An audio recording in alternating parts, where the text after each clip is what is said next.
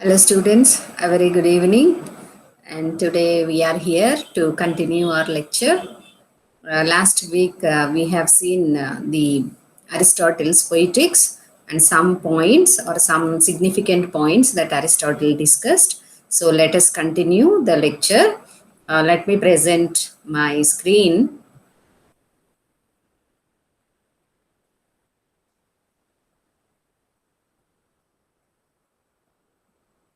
I hope you are able to see my screen. So let us uh, refresh our previous lecture a little bit. So Aristotle has these significant aspects of plot like construction, unity and length, episodes, probability and necessity, conviction, the unities of time and place. These are the significant aspects of plot that I have told you that Aristotle, of course, explains in his Poetics, because plot, of course, is the significant element of the tragedy. So Aristotle considers that plot is the heart of a tragedy, and it is more important, and that is why he has given many aspects of plot a good place in Poetics, and he discussed them at length. So in our previous lectures, we have seen how the construction of a plot should be and how unity and length also are very important. So when it comes to the matter of length, we have arrived at episodes. So let us see what Aristotle says regarding the episodes in the plot, or the plot is for tragedy or drama. So see here in my slide, you can read episodes in dramas may vary in number. So you are very familiar with dramas. Say for example, Shakespeare's dramas or other Marlowe's and other also. And you might have seen that the dramas are divided into acts. So the modern language calls episodes as acts, and each act is divided into different scenes. We know that. And Aristotle uses this word episodes. So they are like acts in the modern drama. Aristotle uses the words episodize and episodizing to emphasize the need to divide the drama. So he says that a drama should be divided. There is every need that we should divide the drama. The action of the drama should be divided into different parts. And in doing so, the poet exhibits his creativity, individuality, and originality. And here you have to recollect one point that I have emphasized in the earlier lectures, that is regarding the unity. And this unity, of course, Aristotle says should be like the unity of the organic creature. You know, it is like a living creature. He says that a tragedy should be like a living creature. It should have a unity like the living creature. And he also says that you know, as all parts of the body or a living creature make up into an aesthetic object or a beautiful sight, like that, the drama should also be composed or created in such a manner that all episodes put together will bring out a beautiful or aesthetic drama. That is what is Aristotle maintains or gives, emphasizes the need of unity. So episodes are not just parts. Don't think that there are parts and those different parts are combined in a certain way. It is not like that. Aristotle, that is why he used the word episodizing. So episodizing is not a simple what you call breaking the whole story or plot into different parts. It is not like that. It is like the arrangements of different parts in a living creature, which of course occur on the whole very symmetrically and very beautifully. And Aristotle says that the poet also should exhibit much creativity and individuality and originality, so to combine his episodes into a good drama.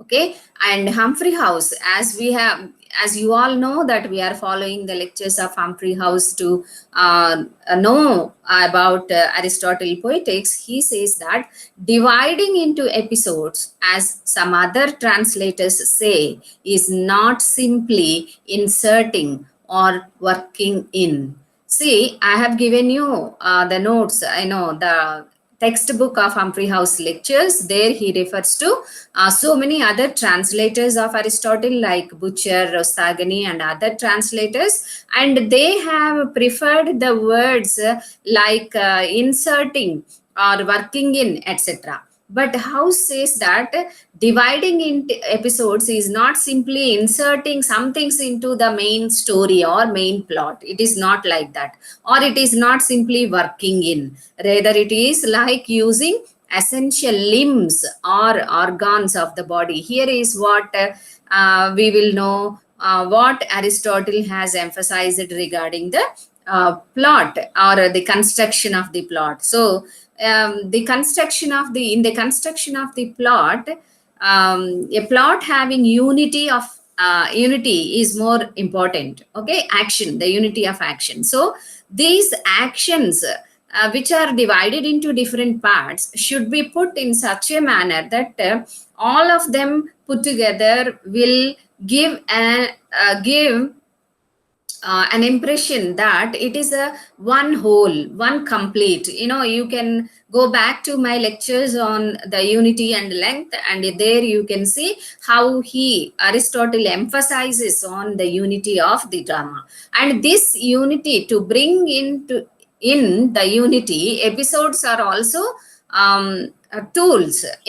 Episodes are not only the division of the length of the drama or length of the action, but they have a unique purpose in incorporating into a tragedy. Okay, next let us see. Episode is used in two senses by Aristotle. Aristotle used this word episode in two senses. One is as a technical term to indicate the structural parts of a play. So technically, episode means the part of a play, one part of a play. Okay. Then, as a term indicating the division of a poem. So he also used this word episode to indicate the division of a poem. However, Aristotle did not simplify the meaning of the word as a mere part or division. So, though he says he used the word in two different senses, he did not simplify the meaning of the word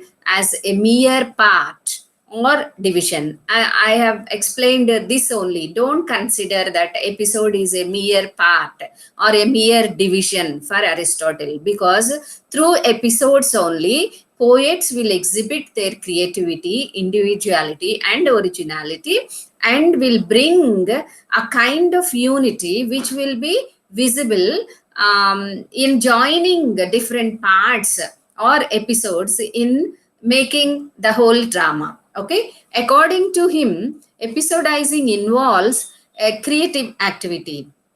This I have already emphasized, and don't forget that for him, episodizing is nothing but dividing the whole plot or drama into different parts, but it carries much significance according to Aristotle. Okay, and he says, Aristotle says further in his poetics that there is first a rambling and amorphous story. So I told you previously also that stories are always there in our culture, in our tradition. And poets will take those stories and create their plots or make their plots. Okay, so they are often taken over from tradition or picked from some other extraneous source, and then comes the serious business of making it into a play or an epic. And Aristotle says that it is a serious business or a serious work, and moreover, this is a creative activity. So, don't think that there is creativity in the story. No, it is not in the story, but making the plot. And making the plot or constructing the plot is a very serious business where he or the poet needs to divide the plot into different parts so that the audience or readers will go through them in a very what do you say, comfortable manner. Okay, the first phase of this process, Aristotle says, is a reduction of the story to essential and then episodizing. So he says creating a drama or writing a drama or a tragedy has the two parts. One is making, taking the story, and then it is then episodizing, making it or dividing it. Okay, according to Aristotle, episodes are the essential limbs. So they are like we as human beings have different parts of our body, and you know how each part is having a definite exercise or a work, and without which we'll feel lost. So even a small part is very important in our body. Just like that, all parts are like essential limbs or organs of the body in a drama or a poem, and that makes its life and function possible. If all the parts are arranged in a certain sequence, in a certain manner only, life comes into the drama. He says making into episodes is the vital act of creative construction. Okay, Aristotle says that making into episodes is a very vital or important act of creative construction. And a failure in the episodizing produces a series of isolated episodes not joined to each other by um, probability or necessity. So this is the next thing we should consider regarding the plot. Next important point. So he says that if a poet fails in episodizing or dividing his drama into episodes, of course, Aristotle says that the tragedy will be a failure. And a tragedy, to make it simple, is nothing but a sequence of actions, series of actions put together. You all know that. But if those actions are just put together, and if you think that the previous action, the present action, and the following act or the situations are not probable, or in a way you may feel that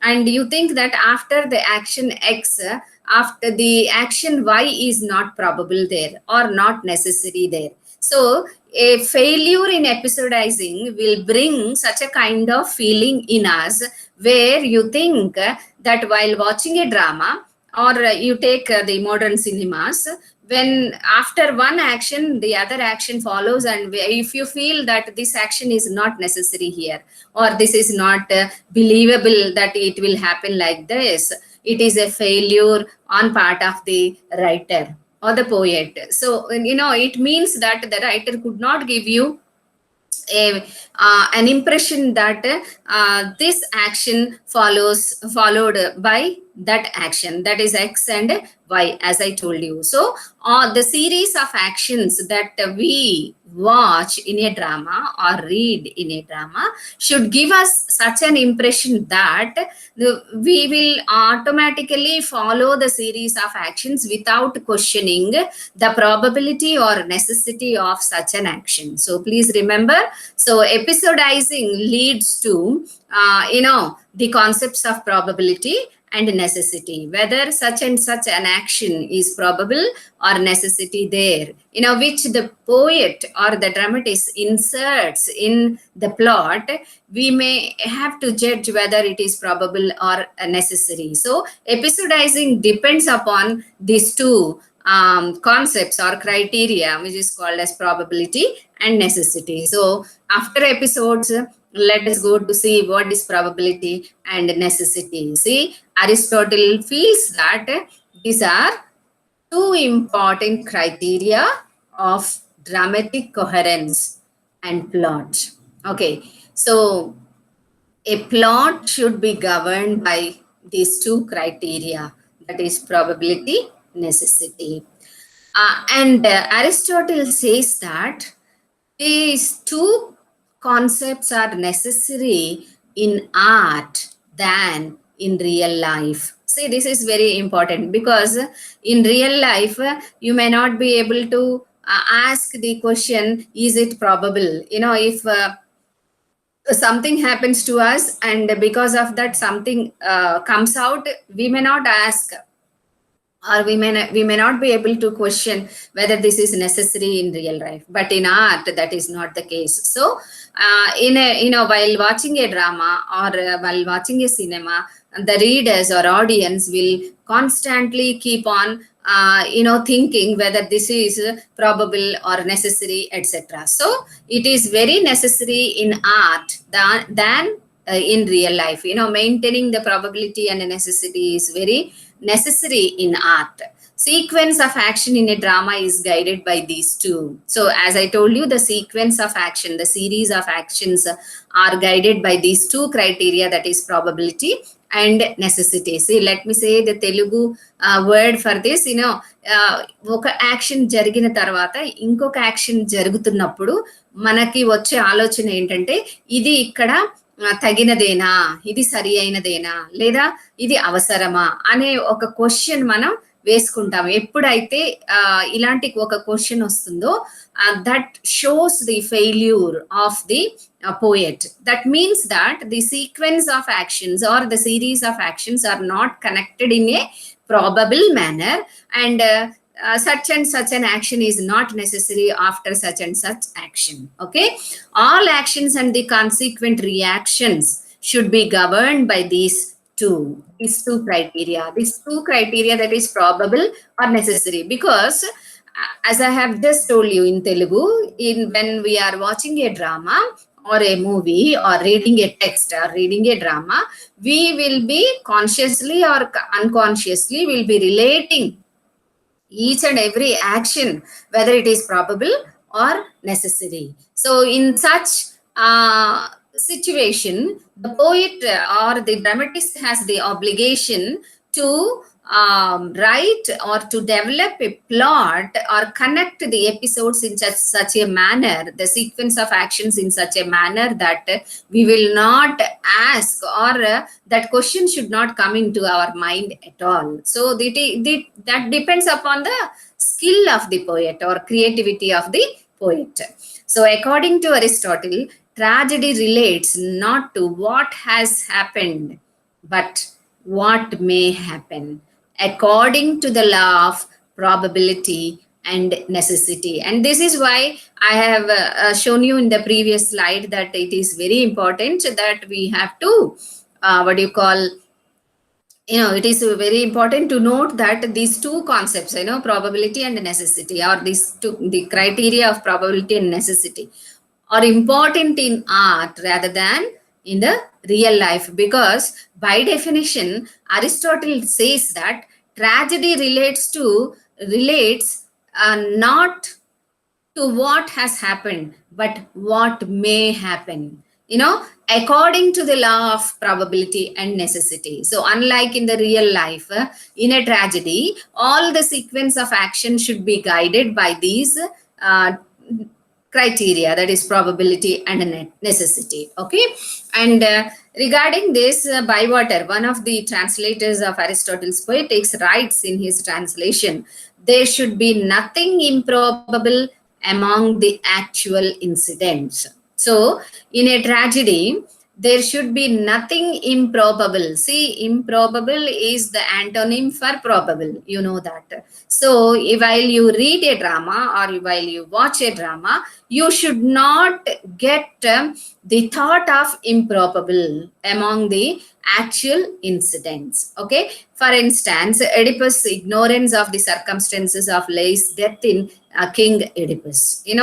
Actually, I have told you Oedipus Rex or the King Oedipus, the story how Oedipus commits the sin of incestuous marriage with his mother and killing his own father. But people may question, or while reading, we may question if is it possible or is it probable, etc. But the drama, Sophocles, the great ancient Greek dramatist, narrates or writes the tragedy and divides the episodes in such a way that while watching the drama, no one will question is it probable, or no one will say that this X, the action Y is not, Y is improbable after the action X. So this will not happen. So that is why Butcher, Bywater says that there should be nothing improbable among the actual incidents. That is why we have the sequence of actions in a tragedy should be governed by these two laws, that is the probability and necessity. And next thing Aristotle refers in Poetics is probability and necessity imply a great degree of rationality, and they derive their validity, according to Aristotle, as Humphrey House states, within the structure of the play from their validity in real life. Okay, so when you keep on questioning the actions in a drama, actions that take place in a drama with this concepts of probability and necessity, it will bring a very a great degree of rationality. Okay, and this they are validated with the what you call the actions that happen in our real life. Okay, according to Aristotle, within the structure of the play from their validity in real life, this probability and necessity of course are necessary, because we, the audience, when watching a drama or a movie, though we know that it is a drama or a movie, or though we know that we are reading a novel or a drama, etc., we always keep questioning, or we are always keep correlating it to our real lives. Okay, so that is why this probability and necessity imply a great degree of rationality. Okay, and they are intended to exclude from the play such things as chance. So there is nothing that will happen by chance in a play or in a tragedy, because whatever is being narrated there, whatever is being shown in the drama is being shown or made only because of the poet. It is not the chance. Unrelated events for which adequate origins are not shown within the play itself.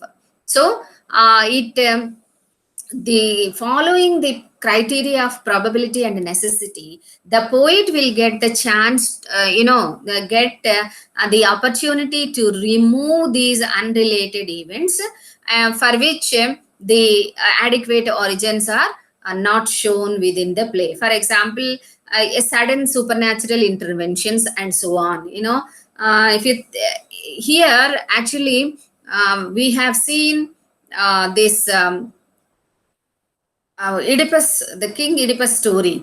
I told you that the baby Oedipus is left in the forest, the deep forest, but somehow he was rescued. But there, in that rescue, Sophocles did not show any supernatural intervention, because if Sophocles showed supernatural intervention, it could have become somewhat improbable there. Okay, because it is very convincingly or probably shown in such a way that he was rescued by someone else, and then he was brought up, etc. In some dramas or novels or in movies also, you may think that the supernatural intervention, a sudden supernatural intervention happens, and there we feel that oh, this may not happen. It is not like our real life. It may not happen in like the real life. It reduces the credibility, or our it questions what you call the probability. Okay, that is why the following these criteria of probability and necessity, the writer will get the opportunity to exclude the unrelated events in a drama. And then this criteria is applied by Aristotle mainly to two sets of explicit circumstances. One is of connection of events in the play. So this probability and necessity, Aristotle in his Poetics, of course, applied to two circumstances. That is, one is the connection of events in the play, and second one is to the words and deeds of a person being the probable or necessary outcome of his character. This is to mean that if you know a person very well, and after some time, if you come to know that so and so person has acted in this manner, etc., you may think that, oh, no, no, I know this man or woman, she may not have, or he may not have done like that. You think that this the character is not like that. So when the poet is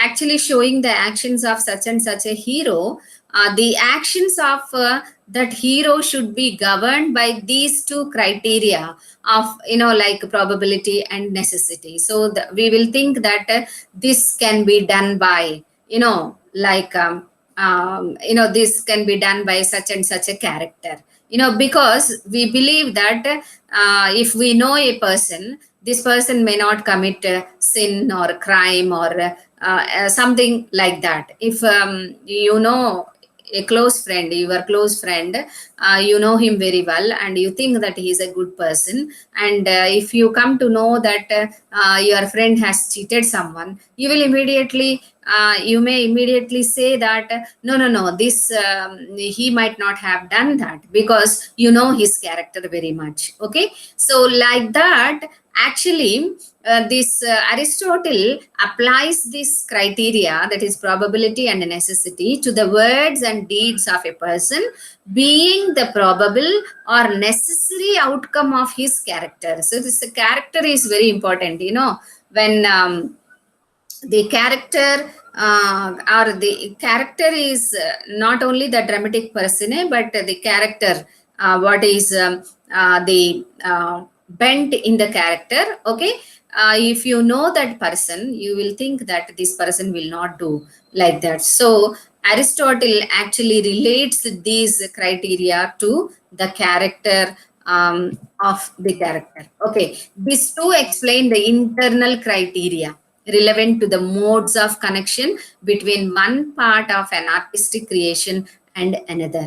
Okay, this is the two concepts like probability and necessity. They relate to the internal criteria relevant to the modes of connection between one part of an artistic creation and another, as well as outside criteria of relation between dramatic work and the real life. So these two concepts also, the probability and necessity, these two concepts are studied not only in relation to the internal parts of the tragedy or drama, but they are also studied in relation to the dramatic work and the real life. Whatever happens in a drama, automatically, consciously or unconsciously, we'll be judging it with the knowledge or with the standards of the real life. So these two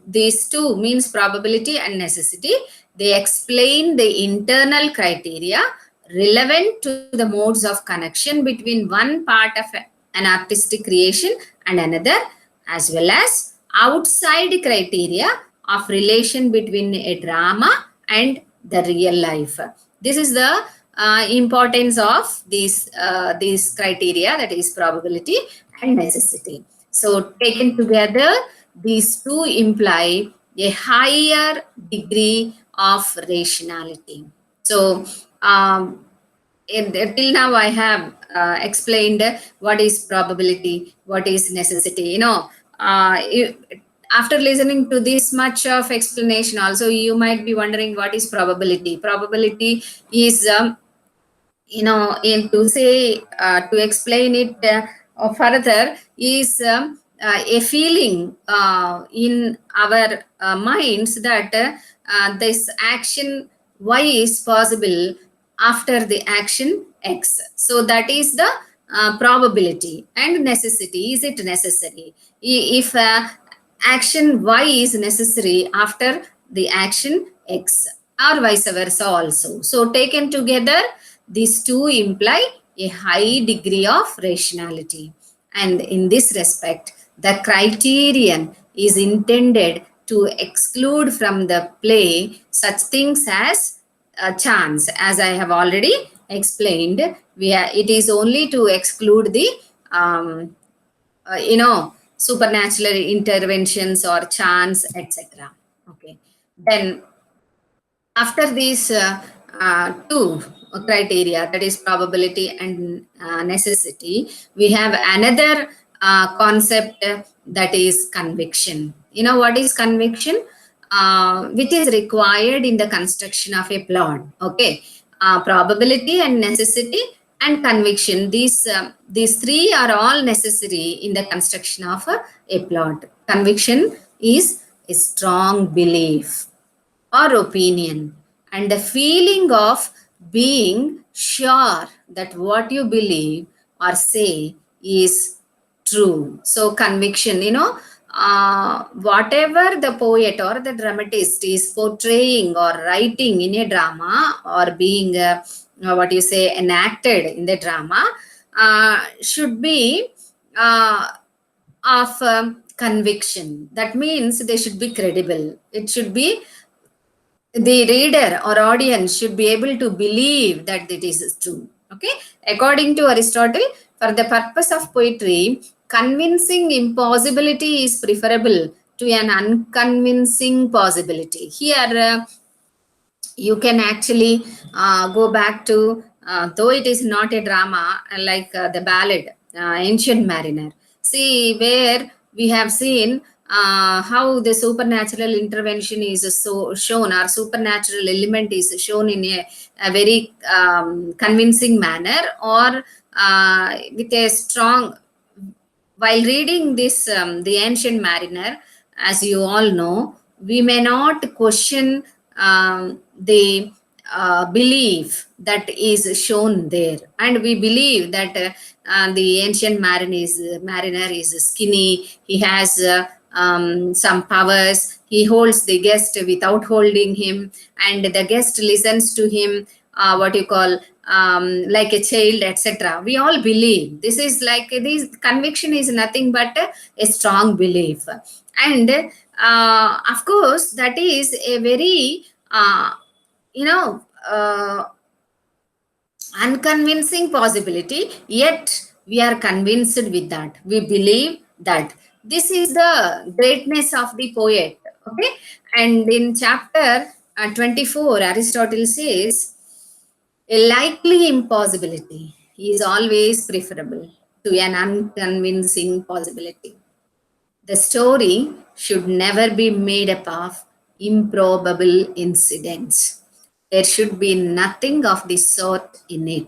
So, whatever actions are being shown in the story, they should be probable, and they should exhibit the character of conviction. The concept of conviction is based on Aristotle's theory of poetry, which emphasizes imitation. Actually, Aristotle's theory of poetry is, is this. See there, Aristotle's general theory of poetry is based upon two propositions. One is imitation and universality. So universality means, that is accepted by everyone, okay, universally without questioning. And it is like other art forms of painting, sculpture, and music. Aristotle actually says that poetry is also one of the art forms like painting, sculpture, and music. Okay, only thing is they differ from one another in three respects, that is the medium, the objects, the manner or mode of imitation,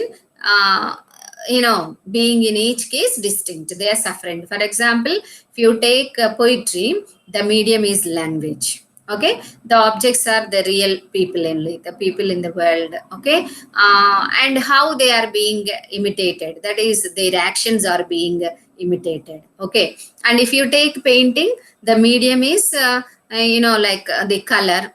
Okay, and of course the objects are in the nature, etc., and they just try to show it in a through paintings. And for the sculptor, it is the stone. Okay, it is so the object are stone, and how the real life objects only they are being imitated there. Okay, so just like that, he says that conviction also, you know, brought into tragedy by showing the imitating characters. So, what the characters in a drama do. They actually, their words, their actions, or their reactions to such and such a situation, etc. We always try to connect it to our own actions, our own reactions, or our own deeds, etc. So, it is conviction is brought into tragedy by showing the imitating characters and their actions to be likely or similar to the real people and real actions of life. This is more important. The concept of conviction enters into the drama only because we always relate it to the real actions of life.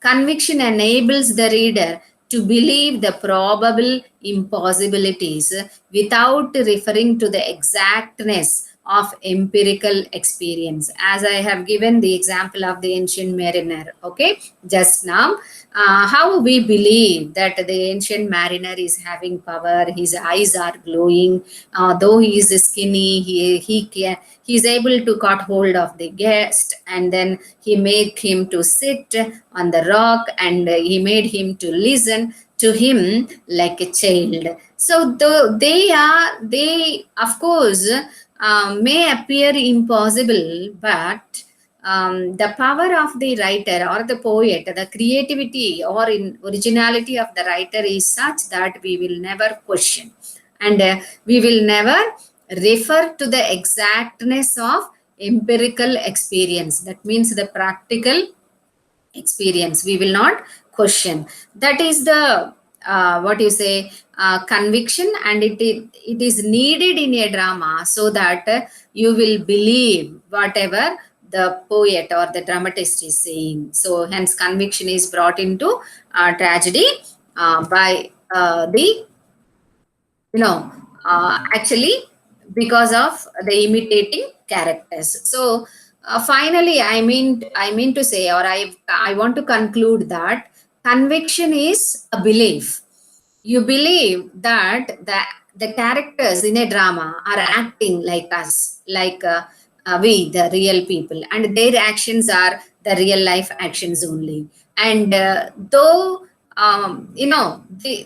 the poet should be able to brought this element of convention into the actions. Otherwise, it may become the probable impossibility, which is not necessary. The probability and necessity and conviction are all related. If a probable action, of course, or a necessary action, of course, it creates conviction in the readers or in the audience. So after this concepts, we have the last, of course, part of the plot, that is the unities of time and place. See, I am very less to say regarding these unities of time and place, because as you have read already the preface to Shakespeare by Samuel Johnson, you are very familiar with the concept of three unities, the three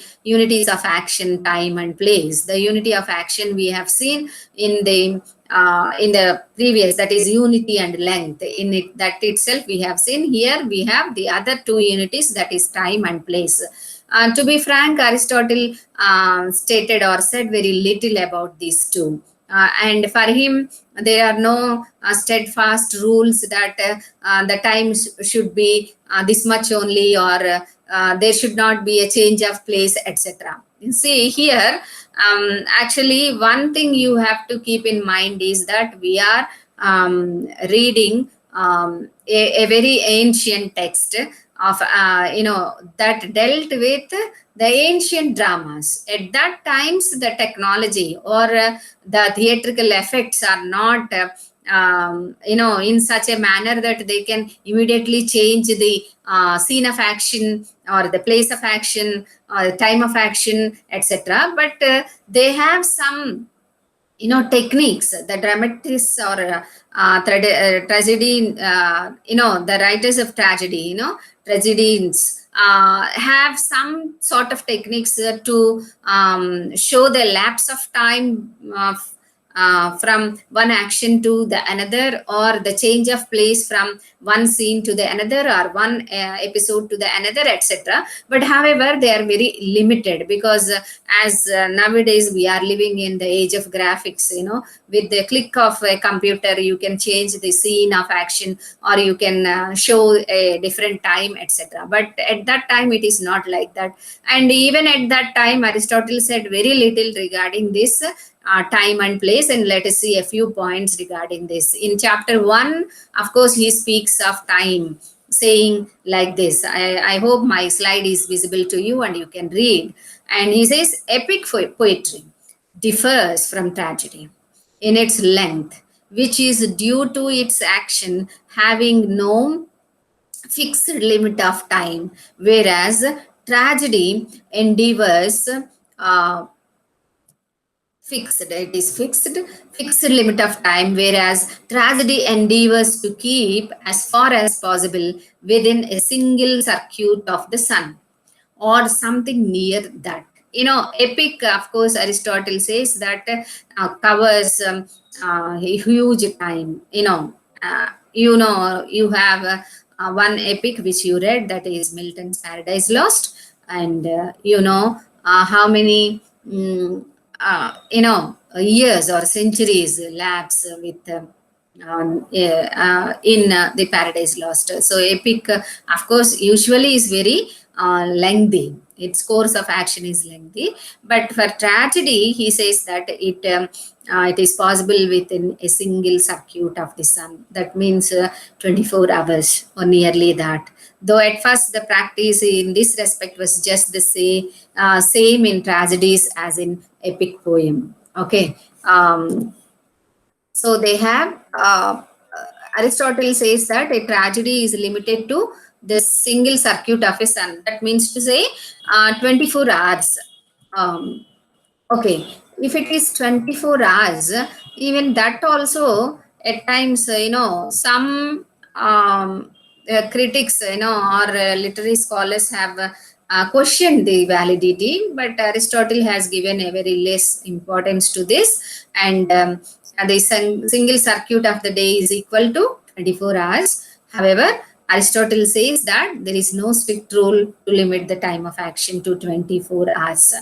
But in Greek, dramas, there is fairly a normal practice that they try to close the drama within 24 hours. There is no norm that the time taken in performance precisely should coincide with the supposed duration of the imagined action. So the imagined action can be of whatever time it is, but there is no rule that it should be in what you call coincide with the time of action. Say for example, if you are showing a war, okay, or a battle, it will be shown with some with a song of the chorus, etc.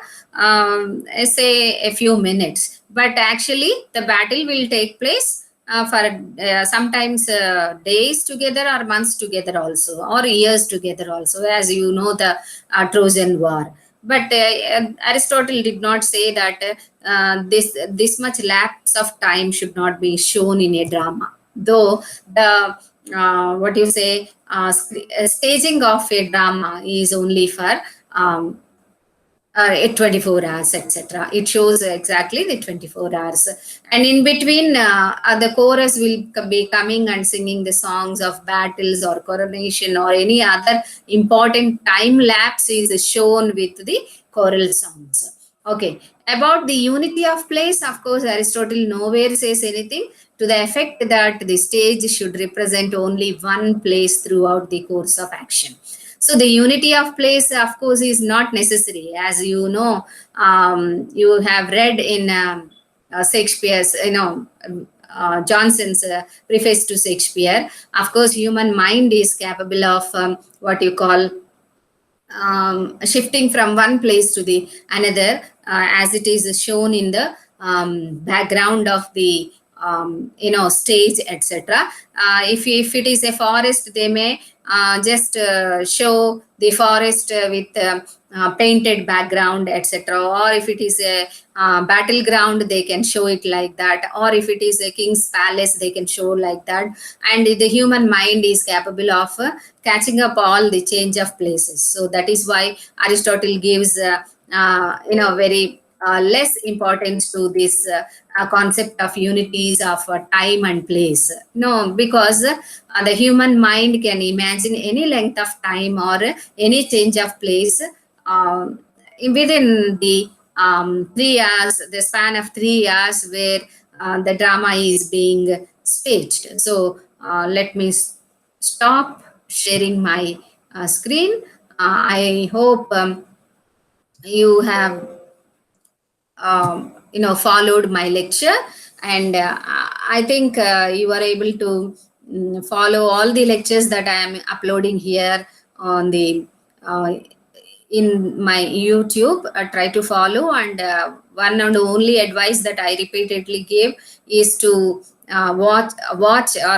listen to them again and again, so that you will be able to follow the concepts that I have been explaining to you. So with this we have finished one important aspect of Aristotle poetics, that is plot.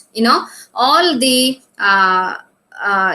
concepts that I have explained till now can be asked as short answer questions, or the whole all points that I have explained regarding the plot can be asked as an essay question also, and one by one or individually they are the questions for the short answers also.